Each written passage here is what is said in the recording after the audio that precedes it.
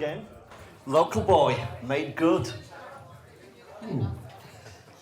I'm delighted to welcome George Evelyn, aka E.A.S E, Nightmares on Wax, Maestro. We've known each other quite a few years. Although we were just saying earlier on, we've not seen each other for 15, maybe? Maybe. Maybe longer. You came up from London on the train, and I'm wondering what it was like getting off the train and walking into Leeds and... Cold, raining, fast. No, I mean, it's funny always coming back to Leeds, but it's always nice to come back. It's great not knowing where anything is, or how to get anywhere. It's perfect. Well, when was the last time you were here? Last time I came was in April, when I came back with my wife for a birthday and had a little family gathering and stuff. So, but I do come back sporadically. Most of the time I come back to Leeds, I come back for family and, you know, and sporadically bump into the friends that are here as well. And there are a few here tonight, aren't there? I haven't seen people yet. Who's that? Who's that? There's my oldest friend here, Frankie. My oldest friend. Hi, Frankie. There's not many people that I meet in my life that have friends from such the young age that I have a friend, and I'm very blessed for that. So thank you for that, Frankie. Who else is here who knows George? Intimately. There's a gentleman over there. Intimate. Well, it depends what you mean by the definition of intimidatingly.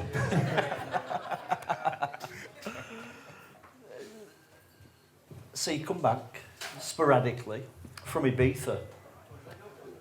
How did you end up in Ibiza? Really, it was, I believe, my journey, or our journey as a family, and as my relationship with my wife, has been something that's been sort of evolving over probably since 1999. First time I ever went to Ibiza, I went to Ibiza in 1988 with Kevin, my original Nightmares and Wax partner. We will give a shout to.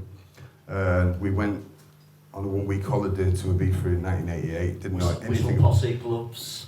Well, we didn't know anything about it. You know, we were downbeat posse. We were, you know, we were into the whole illegal party scene and all that sort of stuff and that. You know, there was no glow sticks and all that shit when we were doing it. Yeah, so it was just, you know, that was our thing. And me and Kevin managed to get some money together, and we was like, you know what, we need to go on holiday. So the first time we ever got on a plane, we went to Ibiza in 1988, the summer of '88. Didn't know anything about it. Didn't know anything about this Balearic stuff or anything like that. We just went, like, totally blindly, and ran out of money after 3 days. Lived on chips and San Miguel and bread in the West End. Went to Amnesia and then tried to walk back in baking heat. It was just like, yeah, proper amateur vibes, you know. So, but that was the start of my connection to Ibiza. And then in the 90s, going back there, you know, like odd times, and then being involved with the whole Soak and Uppy Ronson sort of crew that were doing their stuff and going out and doing the opening of Space Terrace, you know, as a PA with a girl called Tara and with Shovel, who I met actually on stage. We met basically in Ibiza, that was '94. And then going back again every couple of years, and then in 1999, I went on a holiday there. It was the first time ever I could afford to hire a car. And I was actually on the Car Book So tour at the time. And I'd asked Amanda to book as a holiday in Spain. And she's like, yeah, I've got a really, really cheap one. It's £160. It's like, wow, in Ibiza, what, for a week? She's like, yeah, it's amazing. It's like, right, okay. So I came off this 3-month tour, and we arrived at Ibiza airport, and basically we come out and somebody started shouting, camping, camping. I looked at Amanda and was like, what? She's like that. And we were booked to stay in a caravan in Ibiza, which is exactly what I wanted to stay in after being on tour, and the tour was for like 3 months, you know what I mean? So, but actually... Did you lose it? Nah, do you know what I mean? I found it. Let's put it that way. I found it because at that point, because we could actually, we were lucky enough to be able to hire a car. I saw the island for the first time ever. So many people go to Ibiza and do the clubs, do the San Antonio, play the Bossa, Pasha, this, that, and think they've been to Ibiza. I can just say one thing, maybe not. You know, there's so much more to this island. I believe that the club scene, the party scene, and all the things that people hear about Ibiza is 10% of what the island really is. And in 1999, we were able to drive around the island and see all these wonderful places, and that's when I saw Ibiza, and that's when we fell in love with Ibiza. And I can't say at that point we knew we were going to live there until we look back on some video footage of what we said in the videos and stuff, like maybe, 7, 8 years later. So fast forward to 2005, me and Amanda got married in Thailand, and we came back to what was our dream home in Bramley, with a studio. Hey, hang on a minute, there's nothing wrong with Bramley. I was born there, all right? This is true, man. This is my reality. This is true to me. All I ever dreamed of was having a nice big house and my own studio in there, and being able to be self-sufficient when it comes to making music.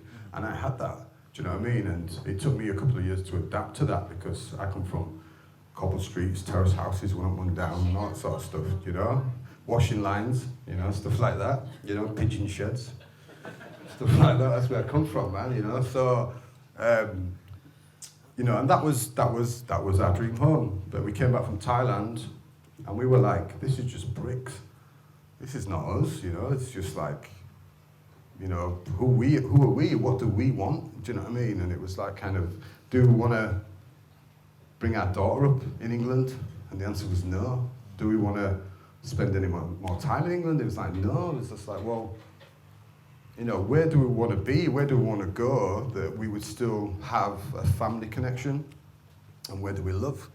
And it was like Ibiza. So it was like, well, should we move to Ibiza?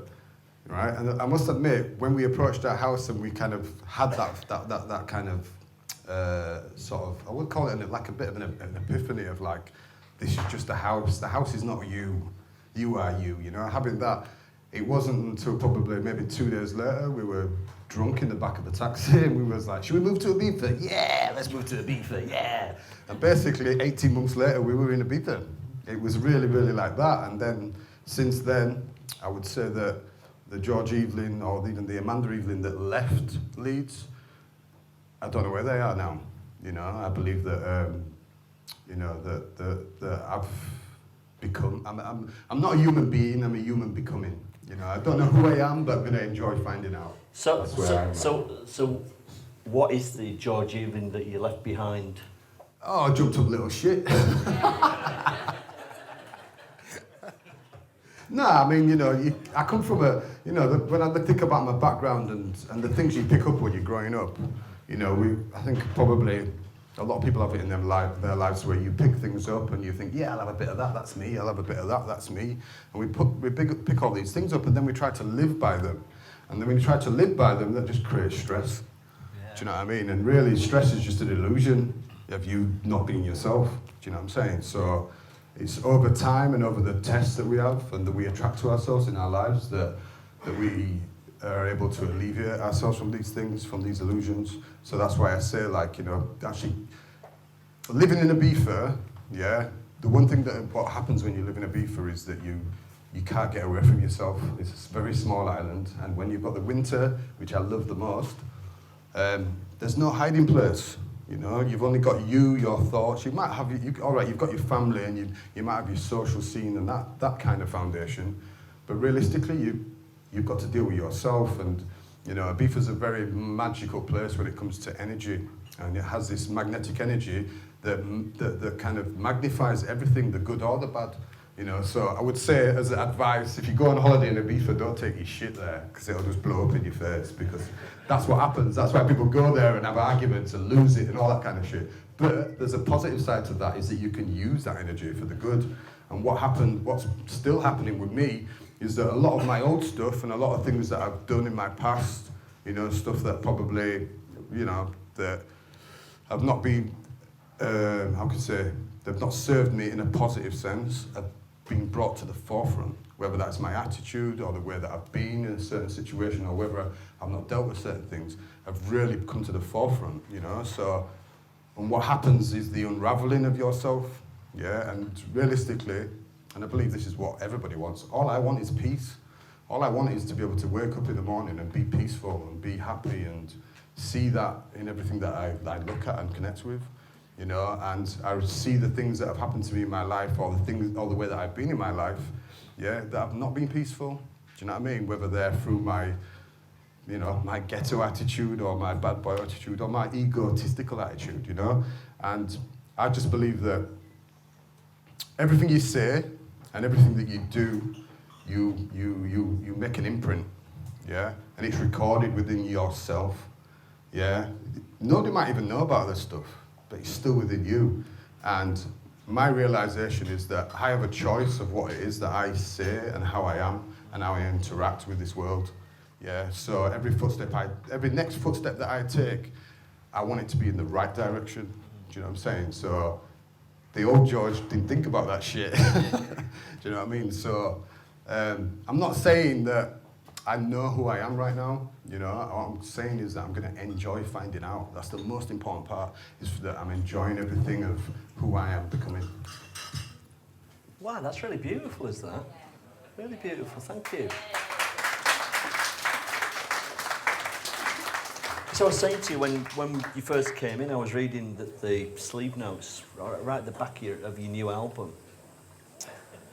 And there's such beautiful words in there. You know, you talk about connections that you're making with all the musicians that are involved in that. And I'm guessing that's come out of being in Ibiza. And I wonder, from listening to the album, it sounds to me, and this is my context now, it sounds like your day in Ibiza. That's what the album sounds like to me.